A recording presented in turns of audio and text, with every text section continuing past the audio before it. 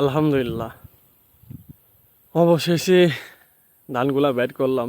এখনো মেবি 1 বিঘে কাটা বাকি আছে, যেইগুলা আর কি কাটছিলাম এইগুলাই যে সব বার করলাম। এখানে কতগুলা বস্তা আছে আপনারা একটু গুনি বের করেন। এখানে হয়তোবা 30-40 মণ হতে পারে, এরকম হবে। এইগুলা বাইর করছি আর কি ভাই।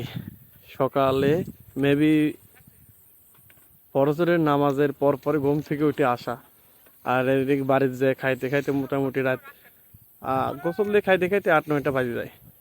এই যে অবস্থা, জীবনটা একদম রক্ত পানি হয়ে গেছে এই ধানগুলা বাইর করতে গিয়ে। এগুলা বাইর করছে, আর 1 বিঘে মোটামুটি বাইর করলে একটু বাঁচে।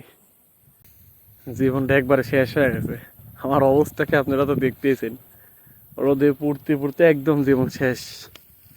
যাই হোক, আর 1 বিঘা মতো কাটা বাকি আছে, এগুলো কাটলেই মোটামুটি এবছরের বছর শেষ। আষাঢ় মাসের সিজন পড়ছে, তো মানে বছরটা পড়ছে আষাঢ় মাসে, যার কারণে অনেকটা